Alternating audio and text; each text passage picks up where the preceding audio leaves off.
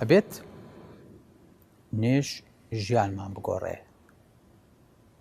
نابێ ئێمە نوێژ بۆ ژیان بگۆڕین، بۆ سەر قاڵی و جەنجاڵی و شپرزەی و ڕاکەڕاکی ژیان بگۆڕین، کەواتە بێ هەردەم نوێژی بین.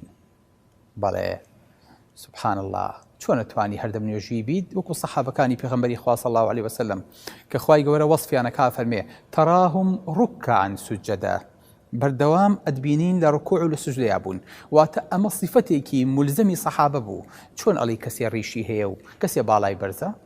صیفەتی سەحابەش بوو بۆەوەی کە بەردەوام لە نوێژا بن، بەردەوام لە ڕکوع و سوجودا بن. بۆیە هەر کاتێ ویستی بێتیان قیاسێ لەسەر شتێ بکەن، یەکێک پێش بخەن، یەکێ بکەم بە سەرکردە، یەکێ بکەم بە براگەوری خۆیان، ئەیانی بزانین شەهادەکەی چەنە؟ نا. پارەکەی چەنە؟ نەخێر. عەشیرەتەکەی مناڵەکە؟ نەخێر.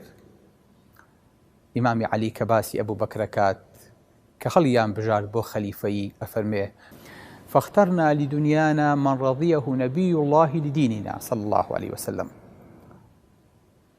عەلی ئەفەرمێت من حقی ئەوم نەبوو بم بە خەلیفە دوای پێغەمبەری خوا صلی الله علیه وسلم، چونکە پێغەمبەری خوا صلی الله علیه وسلم کە نەخۆش کەوت ئەی فەرموو مروا ئەبا بەکر فەلیوصەلی بالناس، ئەمرکن بە ئەبوو بەکر، بە ئەبوو بەکر بڵێن با پێشنوێژی بۆ خەڵک بکە.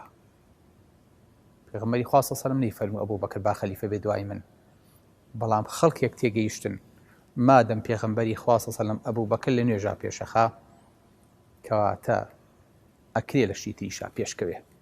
کەواتە پێمانەڵێ نوێژ ئەم پرۆگرام و دەستور و یاسایە ئەوە ئەکرێ پێشەنگ و سەرۆک و گەورە و هەڵبژێڕاوتان بێ کە لە نوێژ ئەتوانێت پێشنوێژیتان بکە، کە لە نوێژ ئەتوانێت پێشەنگتان بێ.